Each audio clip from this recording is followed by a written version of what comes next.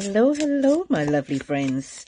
This is a quick reading to find out how Meghan and Harry are feeling before, during, and after the Tillman Awards. It's a couple of weeks after the awards now, so we're going to read the energy of before, during, and after the awards. And I am going to my Shapeshifters Oracle,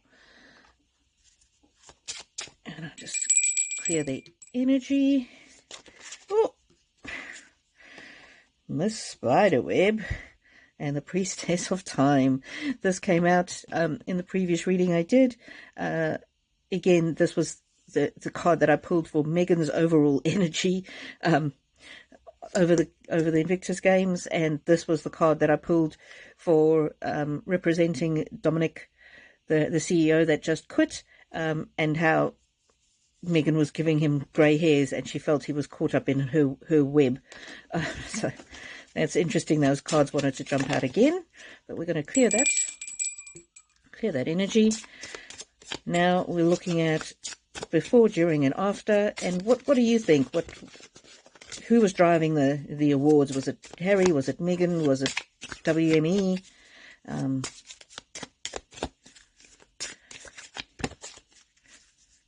So we're going to have Harry on the top, before, during, and after. Meghan on the bottom, before, during, and after. And the general energy. Oh, look how sweet. There's the deer and the girl in the background. It's a very gentle, sweet, innocent kind of energy. But if you look at the words, it says, now you're independent and free. Maybe that will make more sense when we've read the other cards. Okay.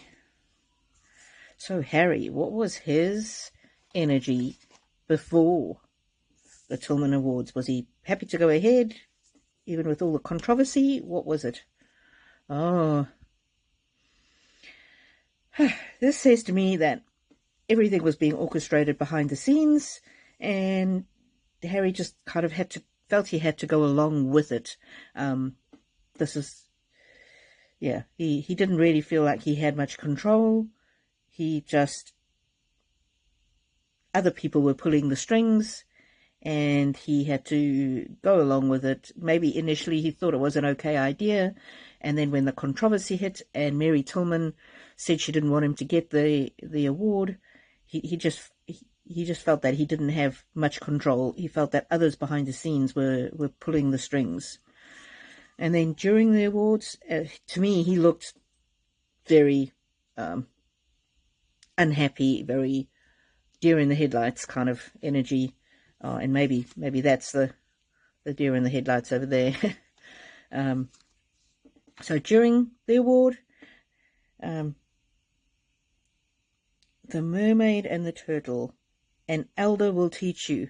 So during the award, I feel that Harry's energy was that Meghan was behind him. The words say, an elder will teach you. So she was the one who was more in charge of what was happening. During the award, she had prepared him for what to say. She'd prepared him for what to do, and he was like this little turtle over here, where he just had to allegedly follow the instructions that he'd been given. She was the one who was pushing the whole thing, and she had told him what to do and what to say.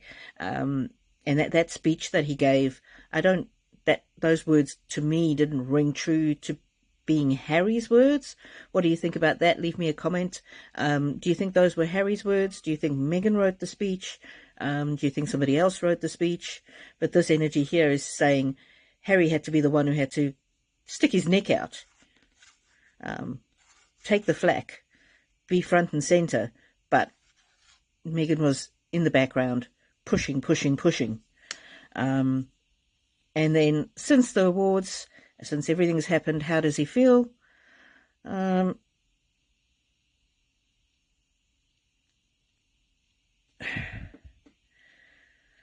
So, yeah, it seems to me that according to the energy in this card, and this is, I'm not saying this is literally, but Meghan is still behind the scenes. She's the one who's dictating to Harry how he should behave and how he should act in public, and he's like the obedient, faithful dog, and she's like the master. And I feel that he trusts her, he loves her. He's like a dog who's, I don't mean he's a dog in the derogatory sense, but in the good sense of, when your dog just absolutely loves and trusts you and can't see any wrong in you. I'm getting that sense that he really just trusts her, and he trusts that she's led him down the right path. And the writing on here says, "I will show you whom to trust," and I think that's coming from her, from the energy of this card. Harry just wants to do her proud, and I think, for someone who wanted to have his freedom and wanted to be the master of his own destiny, it doesn't look like that's happening. And it seems to me she's going to continue to be behind the scenes pulling his strings, which is unfortunate because I think she's led him in a direction that he wouldn't have gone otherwise. Okay, what's Meghan's energy before, during, and after the awards? So, before the awards. The wording, it says, butterflies in gloom. After sadness, happiness and hope return. So some things didn't go her way in the press. She didn't like the way that her and Harry were portrayed. And so I think before the awards, her view was that this award ceremony and getting the award for Harry was a way that she could return the happiness and hope that she was after. And if you look in this card, it looks like her all dressed up, in a fancy ball gown. Her hair's all done up. Yeah, it's very whimsical, and I know H.G. Tudor seems to think that she's a narcissist. I don't know anything about that, but the energy that I'm getting is before the awards, she really thought that this was going to bring back the shine, the love and the adoration that her and Harry had at the start, at their wedding. It also shows a stunning lack of self-awareness. I mean, as if an award is going to fool people into thinking that past mistakes and the way they treated the royal family when they left is all going to be forgotten just because Harry is given an award. It's almost like she feels that, I suppose, in the acting industry, when people get awards, it's a very it's an accolade that really means something. So in her mind, she thinks that getting this accolade will not only bring the shine back to Harry, but by extension that she will take on some of that shine. And how did she feel during the award? So here it says, Dragonfly Mermaid, you've attracted wonderful news. So there's a very strange card. This lady looking very sultry, almost nothing on. And she, from this card, allegedly, she enjoyed the limelight. She enjoyed every second of it. She liked it when the cameras were on her. And there was that one part of where she was hanging on to Harry, and I think she was hoping for more limelight than she got, but she enjoyed it. She attracted wonderful news. She attracted the headlines. She really enjoyed it. She enjoyed leaving early so that they could disrupt everybody, so that the limelight could be on her. According to these cards, this is the energy. She really enjoyed it. Whereas Harry, at the awards, he felt he was sticking his neck out. And he was worried. He was worried. He was ready to retreat into his shell. He was ready to retreat into his shell, but she was happy to let it all hang out. Allegedly, this is just for entertainment purposes only. That's the energy I'm getting. And now, since the awards, what is her energy? Oh, interesting. It says, Alice in a sea of tears, cast away, out of your depth, feeling abandoned. So that limelight, she loved the limelight, she enjoyed it, but it's such a fleeting thing, and maybe she was not happy because the attention was on Harry and she wanted more attention on herself. And this is the problem with an award, isn't it?